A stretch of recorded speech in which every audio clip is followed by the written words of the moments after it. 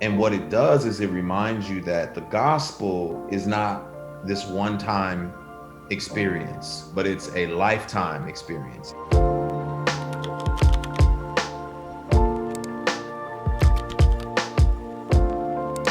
It's been a productive year, or at least it's becoming a productive year. I don't know when you made everything, but you have a new album out that came out in August called Restoration.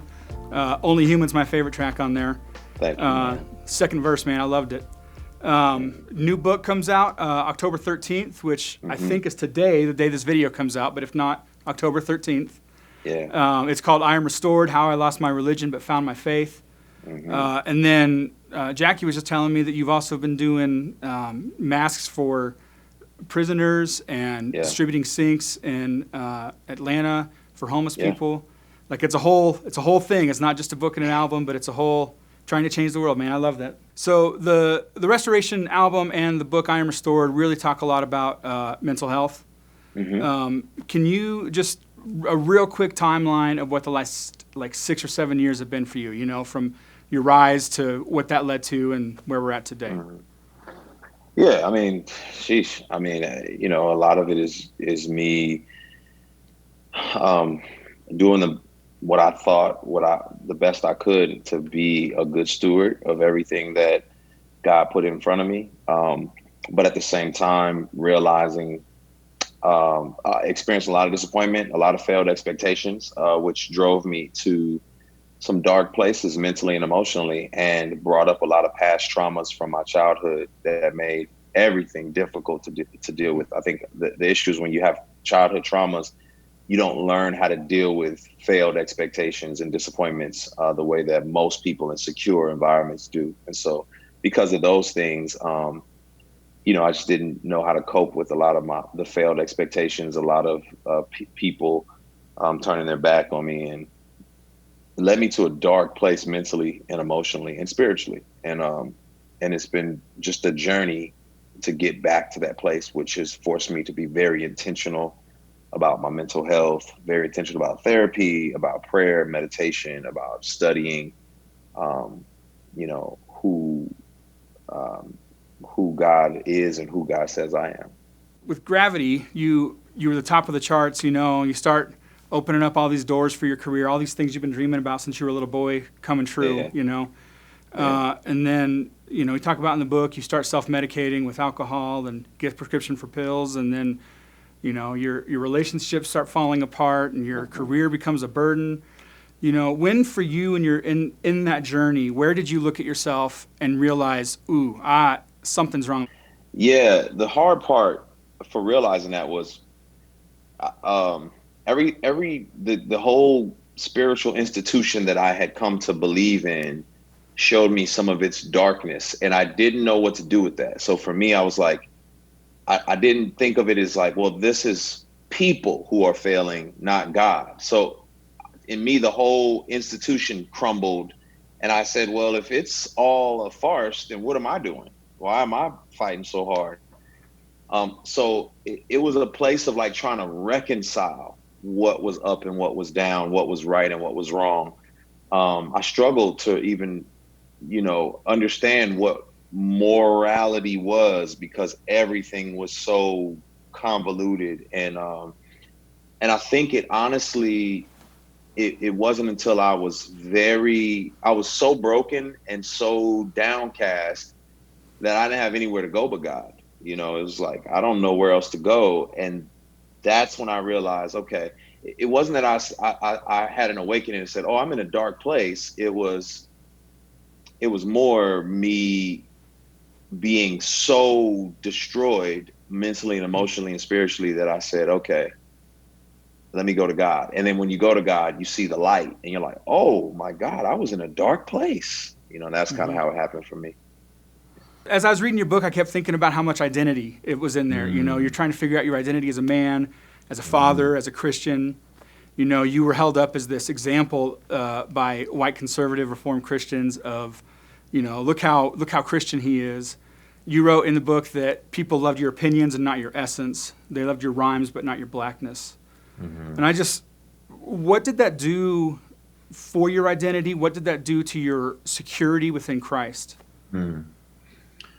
Well, yeah, I think when something is deconstructed, when you build something, obviously, though the foundation may be solid, what you're building is not good material. And when you're building your foundation on the opinions of others and the approval of others, all that has to be destroyed. And the hard part is that you now don't have a house. So you're like, oh my goodness, I'm just standing here on this foundation. Is the foundation real? And then once you realize, okay, the foundation is secure, I've got to rebuild. Mm-hmm.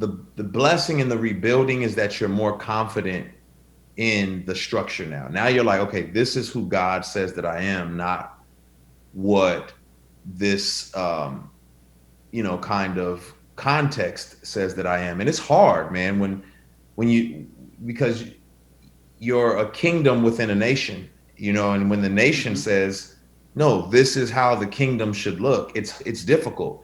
I can only imagine, when I travel to different countries and the struggle that they have because their identity. I have a friend who, I shall remain nameless, but he lives in a Muslim country and he's not allowed to convert to Christianity. His life is on the line. The struggle of trying to reconcile his Christian faith with his Muslim nation is difficult because he's like trying to find out, who am I if this is not right? This is everything I've ever learned, and now it's being conflicted with. And that's kind of how I felt. Everything I've ever learned about the Christian faith was through this kind of American context, and I had to destroy that and build up from in a different way. And that was a process, but it's much stronger now. Yeah. You also wrote in the book about how you were public about some of your childhood traumas, like in songs like Good, Bad, and Ugly. Mm-hmm. But you wrote that you used to skip over the messy parts and you would just pick the main points, that would, and the words you wrote were to shock people into seeing the power of the gospel. Yeah. So what's different about this? What's different about your Restoration album? What's different about your book, I Am Restored? Yeah, I think, it's funny. You read through the Bible and you see stories like Judah sleeping with his daughter-in-law, and you kind of like, let me skip over that and just get to the bigger picture. But I think the scandalous parts make grace that much more powerful. So now in this season of my life, I'm not trying to skip over the scandalous parts. I'm not skipping over the gray areas. I'm just meeting them head on. And I know for some people, they're going to say, wait, we want the more kind of sanitized, cut, like clear cut version of you. But that's not the season that I'm supposed to step into, and I have to be obedient. There's somebody for you in that area. There's a Veggie Tales out there for you. But but I'm moving into a different space in a different season where it's going to be a little more sticky, but it makes grace that much more potent. Your brand is Unashamed, 116. Mm-hmm. And you wrote about in your journey towards healing how you were discovering within yourself that you'd become more devoted to your devotion. Like you wanted to be the guy who was unashamed. You weren't as concerned maybe necessarily with the grace of God or God's relationship to you. What did that look like in a practical sense? Like when did you go, oh man, I'm messing this up. This is not right because I'm doing this, Oh man, so many times. I mean, well, first of all, you reach a point where you've disappointed yourself so bad, you've broken so many of your golden rules that, I mean, by the time I'm, abusing prescription pills and drinking alcohol consistently, I have broken my golden rules. I have strayed so far from my standard of what it meant to be the type of person I was supposed to be. And so it was kind of like, well, who am I then? If I'm not who I thought I was, then who am I? And so disappointed with myself that it's almost like you quit. It's almost like, well, if I'm not the starting quarterback, then I don't want to play. It's like all I know how to do is start. What do you mean I'm on the practice squad? What does this mean? So I quit. And that's a tough place. But then you begin to realize that your identity was never in being an athlete in the first place. Your identity really had nothing to do with that, and that's where I really began to do some serious work. Where you realize, oh, this was not about my efforts. This was always about God's effort, and I had it all mixed up. Yeah, and you had to learn too that, contrary to what the church was teaching you, that all of you was good. You know, Yes. like that for me was really powerful. And the story that you were telling of yourself is that God doesn't wait for you to be good. He doesn't want for you to prove yourself. He wants all of you. You know, and Yeah. you something a long time ago. I can't remember who told me this, but God knows you more intimately than anybody else, and He loves you more. You know, and like for your wife, it's the same thing. Like she knows you better than any other living human, but she loves you more. And we get so fearful as people to reveal ourselves, you know, our true selves, and yet that's the path to real intimacy. And that's not a That's question. awesome. I'm just having a conversation, I guess. No, that's Maybe. awesome. I totally agree. I mean, that's spot on, and it's encouraging. You know, when you can't you can't see yourself clearly until you can come to that realization. You Mm-hmm. know, I tell my kids that all the time. Like, there's nothing you can do to make me love you more, nothing you can do to make me love you less. Like, I see your disasters, and I Yeah. still love you the same. And Yeah. that's something that helps me see myself clearly. One of the biggest steps you took in healing was just taking some time off. You know, you set up some new boundaries. You talk about now that you construct a schedule that focuses on your health as opposed to being productive. So I have two questions. One, what's some of the most important little changes that you made that helped you get healthy and are keeping you healthy now? For those who are struggling with mental health, like how would you tell them to do it? And then second, what does that mean for us, your fans? Yeah. Um, the biggest thing is being intentional. Intentionality is everything. You have to live in the tension. So that's one of the things that I had to learn how to do is live in that tension of intentionality. I think oftentimes it's just so much easier to say I don't know. Just I don't throw your hands up and just say I don't know. But intentionality is difficult. So just living in that space is practically is saying I'm going to do this as often as I can. Now, obviously, you're not going to be perfect. For me, it was initially saying I'm meditating every day. I'm going to spend an hour in prayer and meditation every day, and I was very intentional to make that happen. Were there days that it didn't? Absolutely, but I didn't say, well, I throw my hands up and say I missed a day. Forget it. It Mm-hmm. was living in that tension of saying I only got 15 minutes today, but I'm going to get 40 tomorrow. And then I'm going to get an hour the next day. And then maybe I'll get 30 here. And then maybe, but it's tense, but it's intentional. And you will see progress when you do that. It's just, that's one of the biggest things for me is, intentionality, um, and creating, like we said, some boundaries is a schedule. So once a week, I have a Sabbath day where it's like, hey, I'm not doing anything. It's actually I call it a restorative day. So I'm intentional about restorative things. What does that mean to me? Does it happen every week? No, but am I intentional about it every week? Absolutely. I heard rumors that you might tour. This might be your last tour. Is that if when you can tour? Right. How, Right. Yeah, I think so. I don't think I'll never do shows again. I think I'll pick up shows here and there and do shows, but the just the grueling nature of touring, what it does on your body, on your health, on your family, just isn't healthy, man. And I've been doing it for so long. I don't see the benefit uh in that because you'll never stop. It's like, when do you stop? You've got to stop at some point or it stops you. So you got to, that's the hard part is saying, I think it was like Aaron Rodgers they were asking him when he wants to quit playing football. He's like, when it's not fun. And I was like, it's always going to be fun, Aaron. It probably is always going to be fun. You know, if you don't come up with a deadline, it's probably going to be fun for a long time. It's just difficult to stop doing something when you enjoy it or when it's beneficial in some kind of ways. But I think at this stage in my life, the harm outweighs the good of staying on the road. Yeah, that makes sense. Yeah. It's a bummer, but it makes sense. Right. You've seen a lot of restoration in the last couple of years. You know, you've begun a relationship with your father. I saw in the restoration documentary on YouTube. You restored your marriage and your emotional health. You've seen your faith restored, and you restored, most importantly, your father-in-law's '34 Chevy. Hey. So, how has all of this restoration over the last couple of years and your journey through it transformed the way you understand the gospel?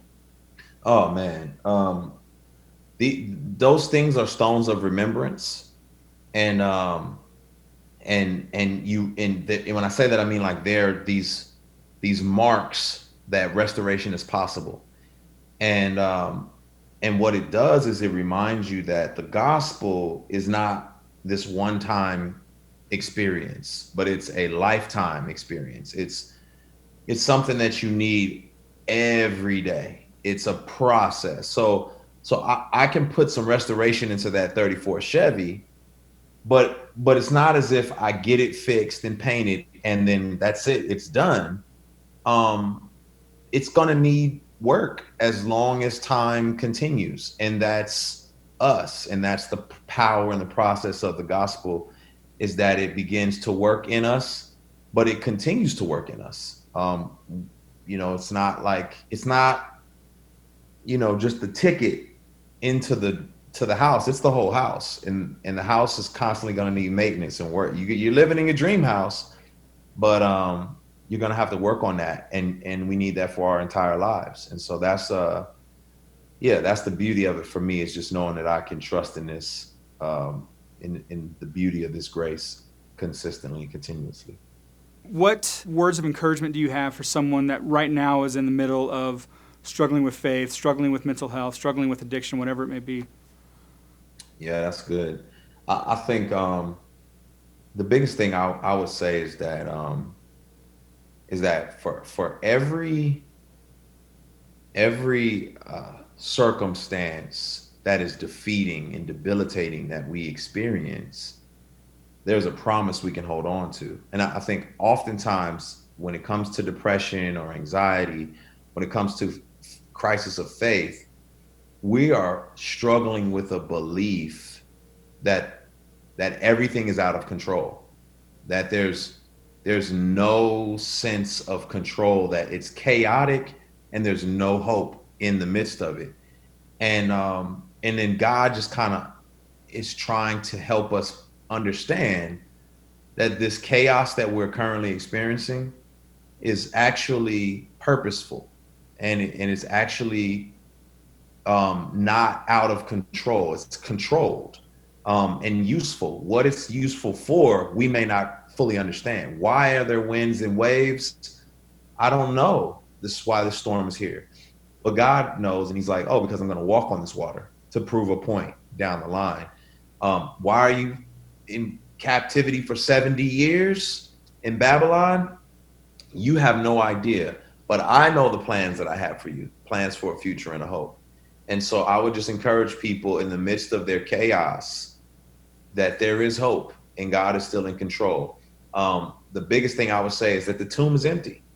If the tomb is empty, then death is defeated. If death is defeated, then there's hope moving forward. So that would be my encouragement for people. Appreciate the time. Love the book, love the album. You have a documentary on YouTube. Anything else people should be checking out of yours? Man, just stay tuned. I plan to continually work to provide tools, resources. I'm working in film and television right now, and I want to provide quality content as well.